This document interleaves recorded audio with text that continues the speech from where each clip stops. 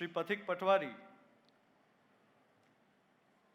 the President of GCCI, and Shri Ajay H. Patel, Senior Vice President, GCCI, to please welcome and felicitate Honorable Shri Deepak Parekh, Chairman, HDFC Limited.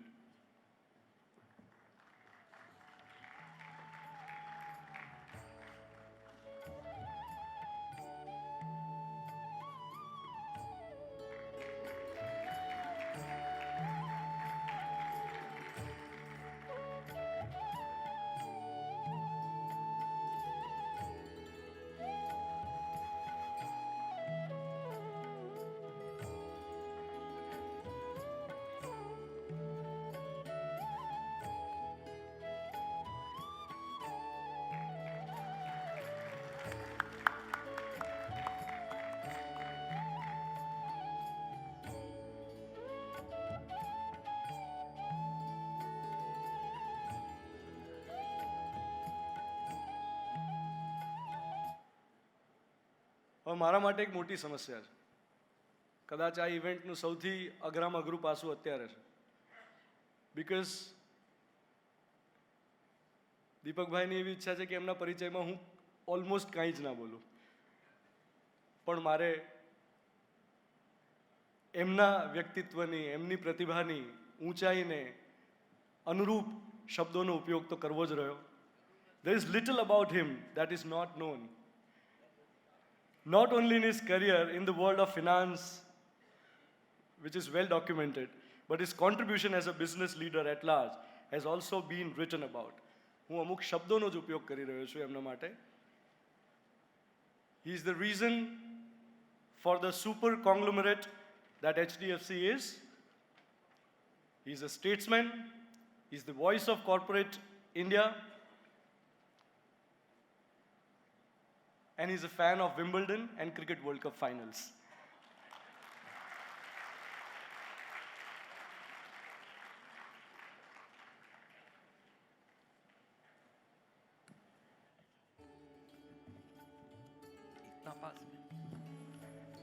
Shri Deepak Parekh, our keynote speaker, will talk about the future of Indian economy.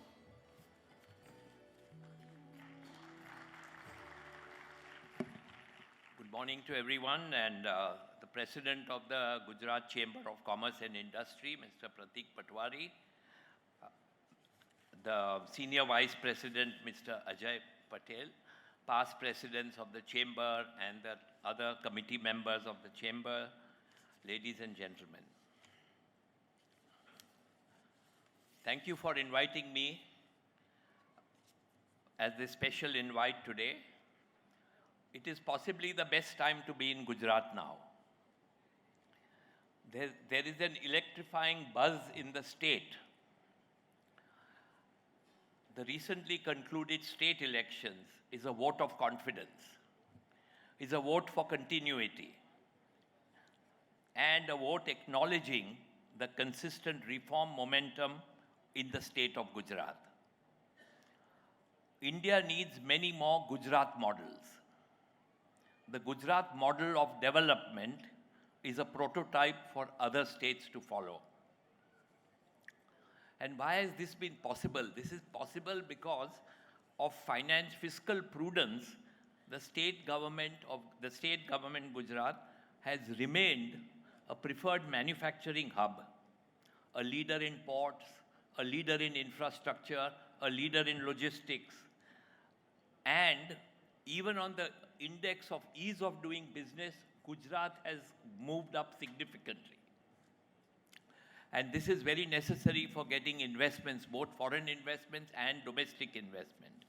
And much of this credit must go also to the Gujarat Chamber of Commerce and Industry, which for 73 years has been galvanizing the business community together and has worked together to improve the overall business environment in the state, and continues to play a pivotal role, especially in welcoming foreign delegations and encouraging foreign delegations to invest in the state of Gujarat.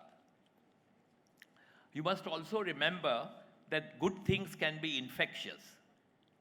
Vibrant Gujarat has now become vibrant India. so to speak. This is the level of optimism riding on the Indian economy today. But there is something more about Gujarat right now which is truly unique, and what I witnessed in the last half an hour in this center.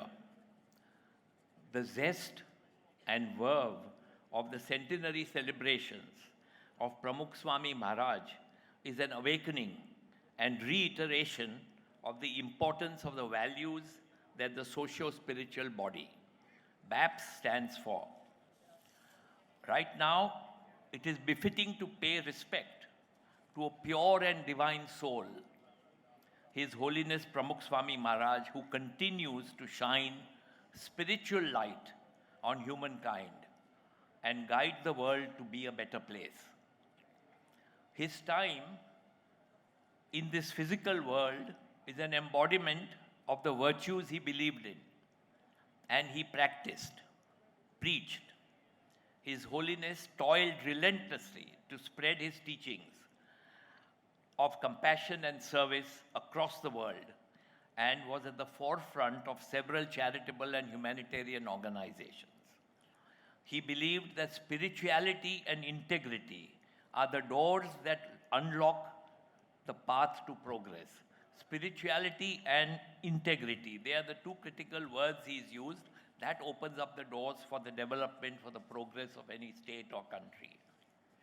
Pramukh Swami Maharaj was a person closely connected and aware of the workings of the world, a visionary and a guide who had the unique ability to inspire people to take on large challenges.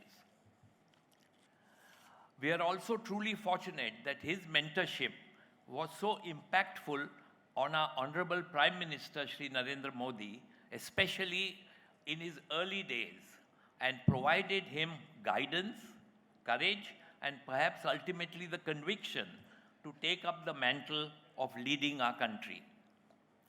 Pramukh Swami Maharaj's legacy continues to inspire people across the world to imbibe the virtues of compassion, integrity, simplicity, and to contribute towards the upliftment and betterment of our society. His span of influence in the world was immense, and many global leaders acknowledge his contribution as a global ambassador of peace. To my mind, the philosophy of BAPS ultimately is about how to build more caring societies. This is the need of the hour. This is important, as they say, the future does not happen. The future is made. So let me now turn to the focus of our today's discussion, which is the future of the Indian economy. And as I've said, future does not happen, future is made by all of us. The year 2022 is almost over. It is also the time of the year when there's a lot of crystal ball gazing and predictions being made about the future. But even predicting the next year or the next few months has become extraordinarily challenging. Just let's see the beginning of this calendar year. Just see how 2022 started. 2022 was perceived at perceived at the beginning of the year.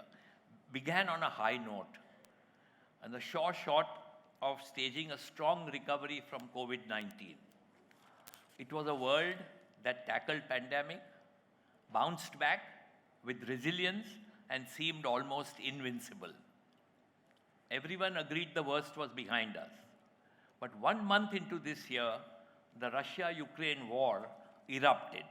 And unfortunately, even now, the end seems nowhere in sight. How wrong we were on our predictions of 2022. In summary, 2022 was far from the year of strong recovery as envisaged earlier. Before we talk of India, let me briefly talk about the global economy. The global outlook now has turned dangerous with recessionary clouds and several warning lights that are flashing red. Across the globe, we see economic crisis, political crisis, social crisis, trade crisis, debt crisis, currency crisis, cost of living crisis, climate change crisis, all these risks are playing out simultaneously. Some are calling it a polycrisis, global polycrisis. Others say it's a perma-crisis, alluding to the fact that the crisis the world is going through is going to remain long and is more or less like permanent. And you can see it from the latest forecast. The global growth that was 6% in 2021, global growth 6%, will drop half to 3.1% in 2022 and will fall further in 2023 to 2.2%. Then recover in 2024 to 2.7%. We are nowhere near the 6% global growth which was there in 2021. This means that the global growth will continue to lose momentum year after year. The road to recovery is fraught with challenges.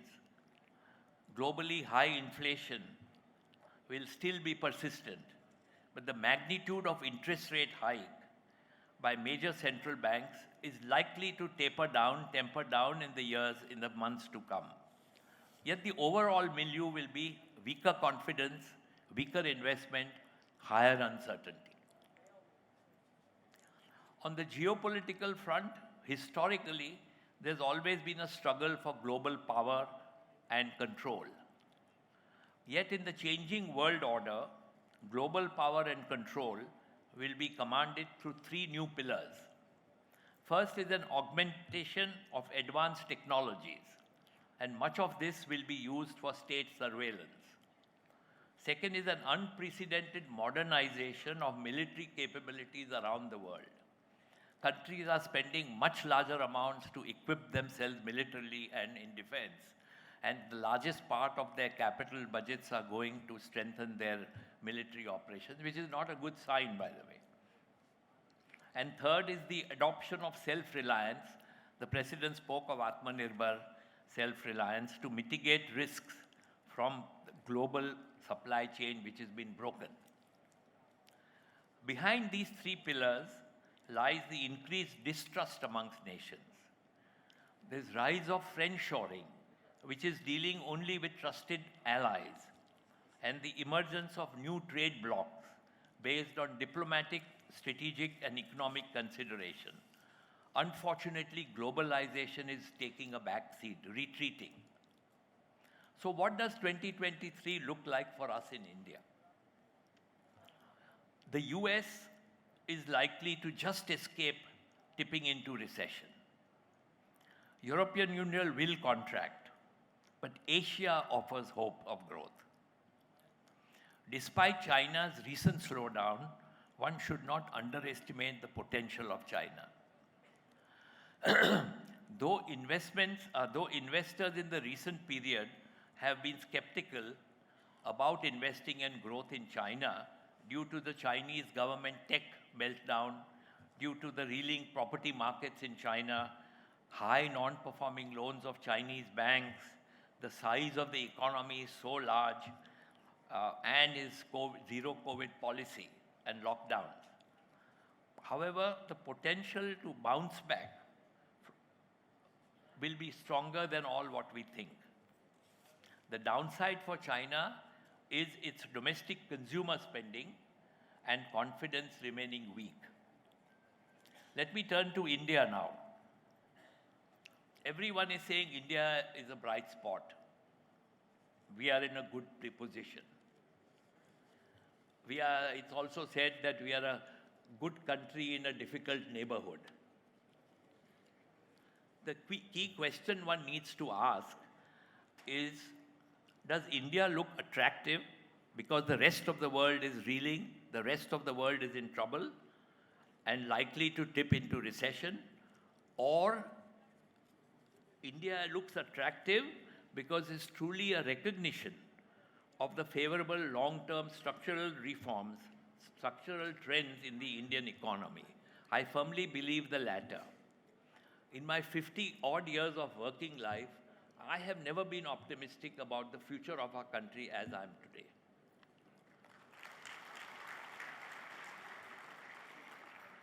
Someone asked me, are we decoupled? India is not decoupled from the globe, from the world, but from an estimated GDP growth rate of just under 7% for 2022,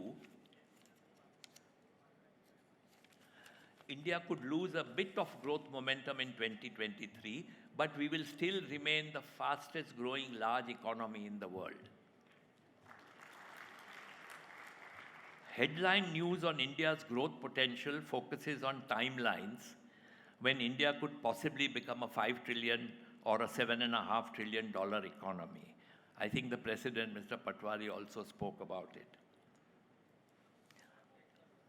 We are the 5th largest economy. When can we become the 3rd largest economy? Or perhaps when India could achieve, we could achieve the much desired label of being a developed economy. To me, what is more exciting is where I would focus more attention is on India's domestic consumption. The domestic consumption-driven economy transforms over the next decade what the future trajectory could look like. See, India is not an export-oriented country, unlike China. We survive because of the massive local demand, the domestic consumption. We are a domestic consumption story. Growth will continue to be powered by India's rising middle class. Again, in a recent McKinsey report, it says in the next 5-7 years, there'll be maximum number of people that will go into the middle class will be in India. Total out 60% of the people moving into the middle class will be from India. It is estimated the number of households with incomes in excess of 30 lakhs per annum will rise 5-fold to 25 million by 2030. Take, for instance, the per capita income. India's per capita income today is $2,300. This is likely to double to 5,200 in the next 5 years. Our services, the GDP has agriculture, industry, and services. Services share in India's GDP will grow from 55 to 64%. So basically, it's a service-driven economy. The confluence of forces transforming the Indian economy is focused on improving the day-to-day lives of our people, thrust on digitization across all sectors of the economy, especially the financial sector, clean energy transition, along with increasing energy security for the country. Capitalizing on geopolitical triggered shifts wherein India becomes a preferred destination in the supply chain of major companies. This is an exciting proposition. How do we get there? But we must remember that there are many other countries competing on the China plus one strategy, such as Indonesia, Thailand, Vietnam, Philippines, Malaysia, amongst others. What is not known, and which will be a surprise to all of you, is the large workforce we have. How we stack up with regarding manufacturing wages per hour against our competitive countries. Take, for instance, China's labor cost today is $7.1 per hour. Malaysia's labor cost is $4.7 per hour. Vietnam's labor cost is $1.6 per hour. India is under $1 per hour. It is 80 cents per hour. That is where our competitive advantage lies. Both the center and the state governments are conscious that ease of doing business needs to be a continuous effort and continuous work in progress to attract long-term investments. Some of the recent marquee investments in manufacturing in India recently are setting up 3 semiconductor factories in India across 3 states, Gujarat, Karnataka, and Tamil Nadu. The production of iPhones in India. India is going to be one of the larger countries going to export iPhones to the world. The Tata Airbus aircraft manufacturing unit, they have signed that aircrafts will be made in India, Airbus and Tatas. So this all goes good, augurs well for the Indian economy in the future. It has been 8 years since the government launched its Make in India program. This trust thrust of the government, supplemented with the PLI, Production Linked Incentive Scheme, of prioritizing around 14 sectors with an outlay of over 2 lakh crores, is now seeing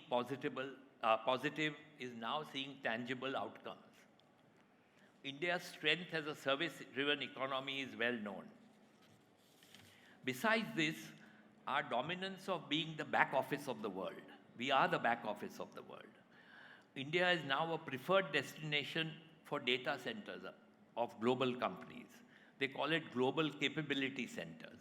And many of the large multinational companies have set up independent global data centers in India. These are centers of excellence typically set up by large multinational corporations to provide specialized services in technology, in R&D, and specializing in engineering, banking, financial services, pharma, retail, amongst other sectors. So today there is no dearth of investment opportunities in India. And what makes me feel so optimistic that is what makes me more optimistic about the future of our country. I keep telling investors that India has not even scratched the surface for as far as financial penetration is concerned. And let me give you a few examples. You know, everyone does household debt to the GDP. It's a well-known number, household debt to GDP. How much are the people of a country are investing or borrowing money for their requirements, be it a house, a car, or business, or whatever.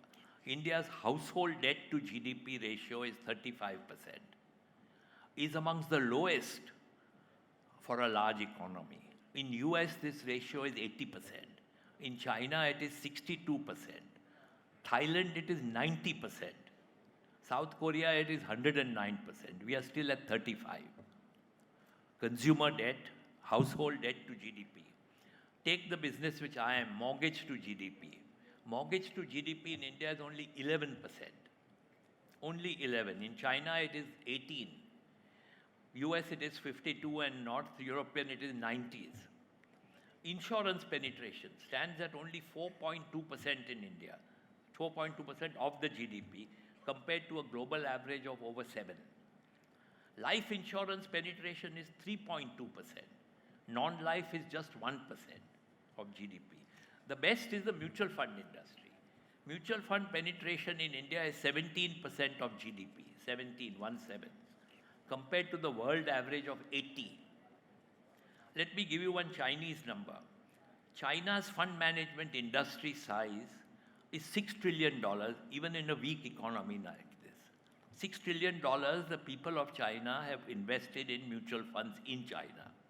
$6 trillion. And how many investors? 60 crore investors, 60 crores retail investors.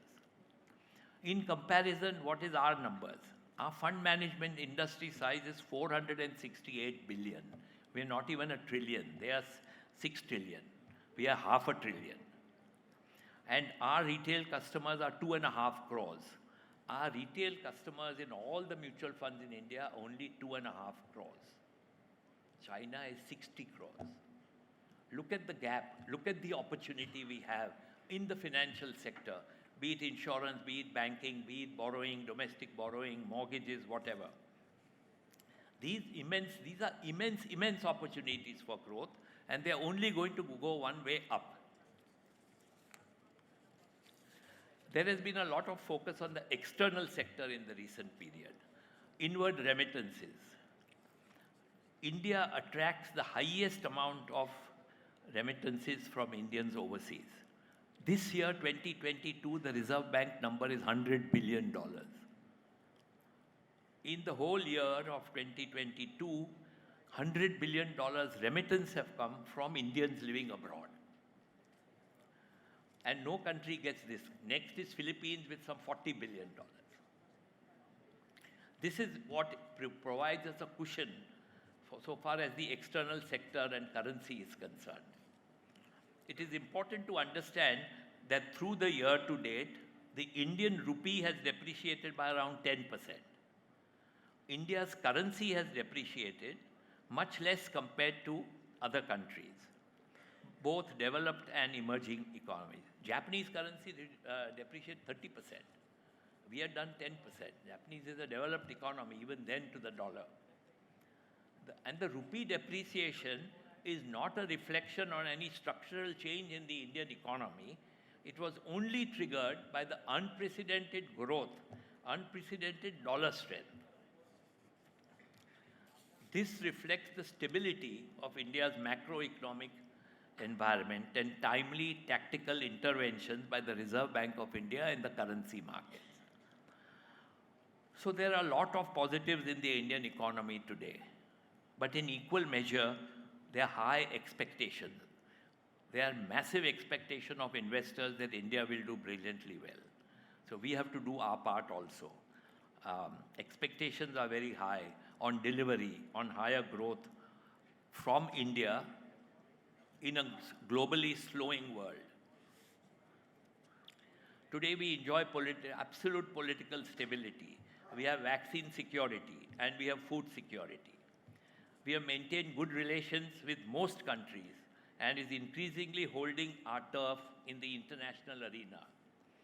We have just taken over, as you all know, the presidency of the G20.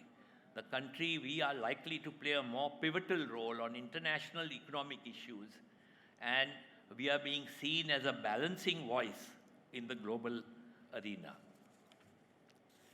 But where are we vulnerable? We are vulnerable because we import 85% of our crude oil requirements, 85%. Sometimes it happens when the crude oil is $130, it's almost 60% of our import bill. One item takes 60, more than half of our import bill. There remains a web of complexity as far as forecasting global oil prices, and no one can be right. Despite the recent price caps imposed by G7 countries on Russian oil, prices recently dropped to around $76 per barrel, which was quite perplexing. And it was not that OPEC countries were cutting supplies.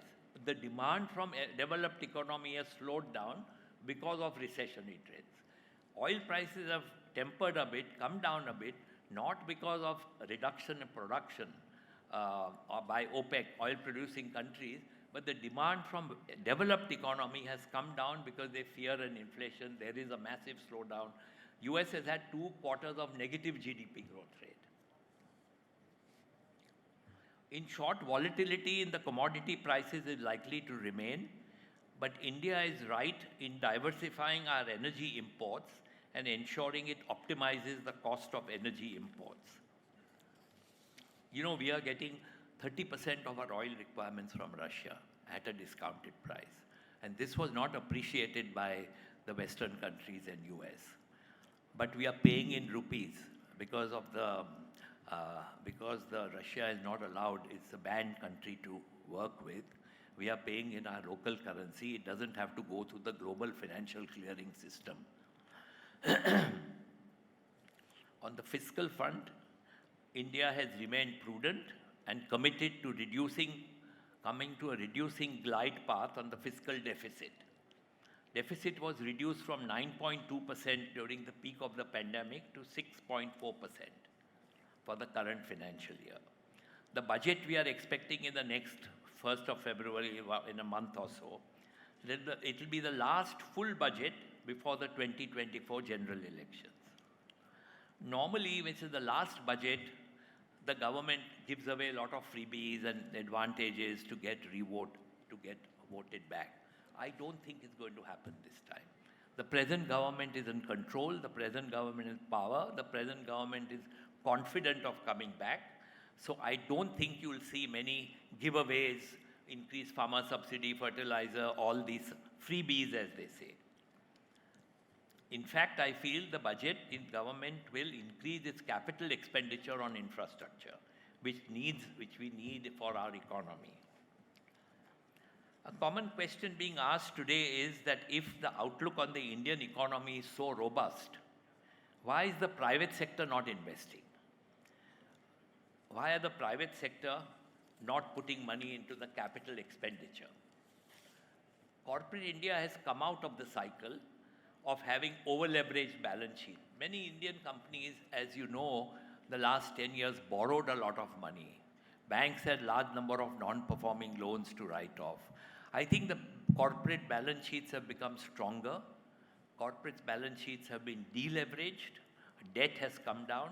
Banks have become stronger. They've written off the past mistakes and they're much stronger. You can see how public sector banks are the darling of the capital market in the last 1 month or so. Every day you see public sector banks going up.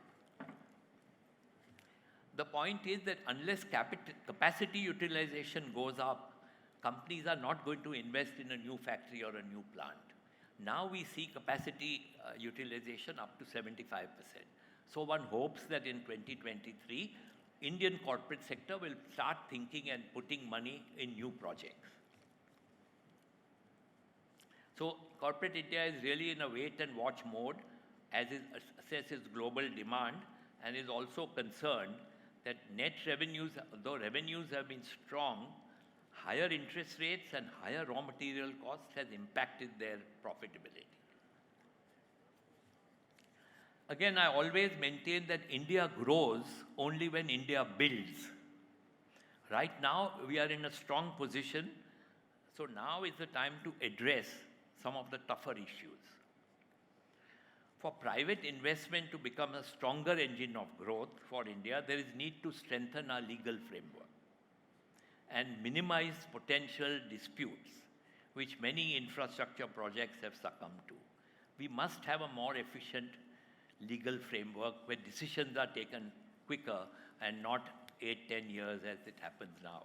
Arbitration also takes a long time, and whichever party loses in the arbitration, after arbitration they go to court. So it becomes a 10-year process to solve a dispute. So maintaining the sanctity of a contract is paramount. And there are several instances where arbitration awards get challenged, leading to long litigation processes. So we also need large construction and engineering companies. I have seen in the front of my eyes 5 or 6 engineering EPC contractors, what they call, disappear or get into major financial troubles. I don't want to name them, but they're all well known because they're all NCLT cases. But there's only 1 or 2 companies standing who is building India today, Larsen & Toubro and Shapoorji. We don't have any other large contracting firm that can build roads, bridges, dams, the speed at which and L&T is doing. I think India needs 5 L&Ts. We have 1. We also need to unclog our courts. 5 crore pending cases are there in courts today, 5 crore. We need to become a less litigious society. Delayed justice is a moral sin. Investors do find India attractive, but where there will be a greater confidence if investors truly believe that the investment policies are fair and the investment environment is stable and there is a level playing field that demonstrates it's non-discriminatory in terms of policies, and there is stability and clarity in tax regulations. Again, in tax, more tax rules are grey. They're not black or white, which is what worries all the corporate sector also. So there remains a lot of hope for us that India will deliver on its promised potential. The world believes in us, and the world believes in our growth story. We have to make it succeed. As I conclude, it is befitting to be guided by Gandhiji's incisive words, describing the 7 sins of society, which go as politics without principle, wealth without work, pleasure without conscience, knowledge without character, commerce without morality, silence without humanity, and worship without sacrifice. So in the ultimate analysis, India's path to success is truly imbibing the spirit of BAPS in every sphere of activity we undertake. Season's greetings to all of you. Hope you have a good year end and Happy New Year. And according to me, finally I'll say the best time for India is about to come. It's not yet come, but it's round the corner. So we are in for better times as we move forward. Thank you for inviting me.